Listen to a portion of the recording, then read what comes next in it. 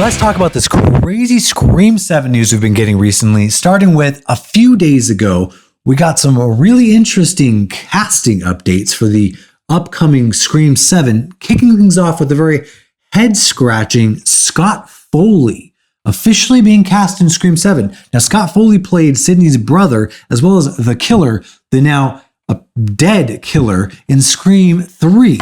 And so not only is it a very interesting casting decision because, well, he's dead, but also because Scream 3 is one of the least favorites in the franchise. Now, I personally love Scream 3, but if they're going to bring somebody back from the dead or cast him for some reason or another in Scream 7, you would think it would be many other people besides Scott Foley. So that already is an interesting casting decision on its own. But then we got pretty recently, or pretty quickly after, the news that Matthew Lillard has officially been cast in Scream 7. Now, this news is interesting for so many reasons, which I will get into in just a second. Speculate why these castings are coming out and what they will be in the movie.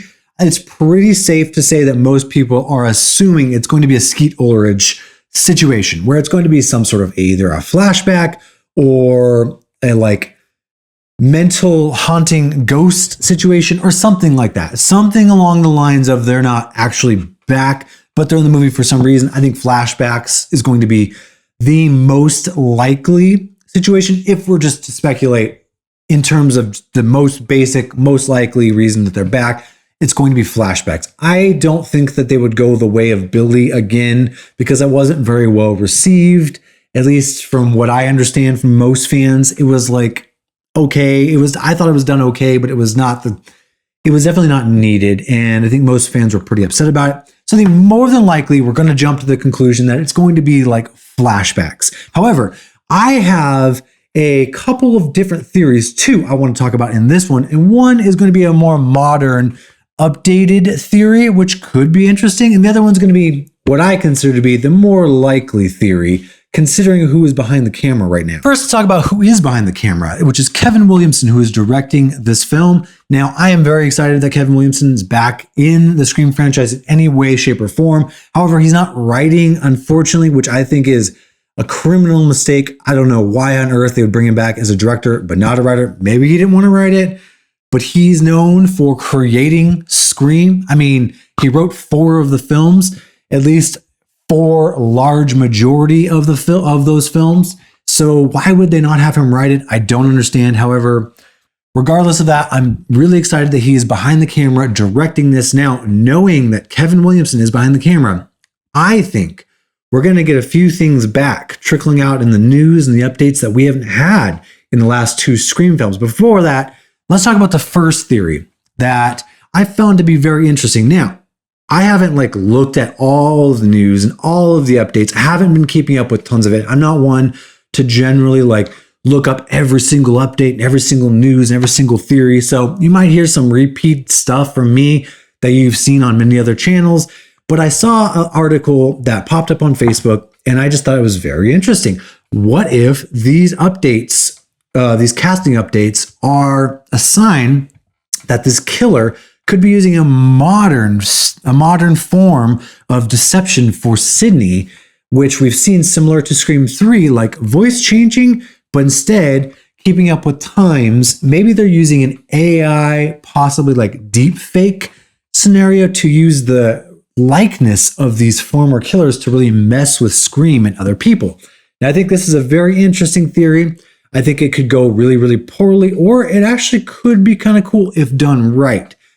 That being said, if we're in the middle of Scream 7 in theaters and Matthew Lillard pops up on a FaceTime or some video for Sidney and goes, "I'm going to get you," and then at the end of the movie, it's just some deepfake thing and they're not alive at all, I think fans would be absolutely pissed and that wouldn't go very well at all. However, if it's done right and they hint at it enough and they do it right where they might feel like the audience is being tricked and so we're not sure what's real and what's not, it could make for an interesting sort of deception where we don't know what's real, what's fake, but we know something's fake.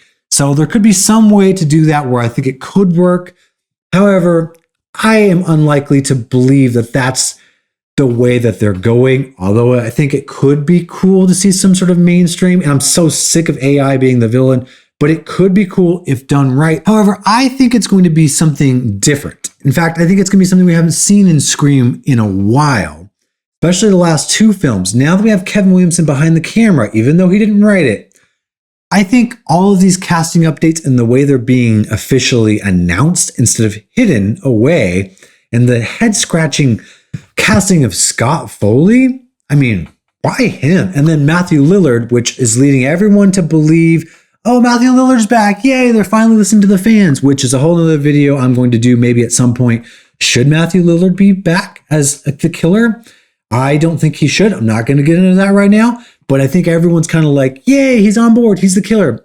Why would they announce it?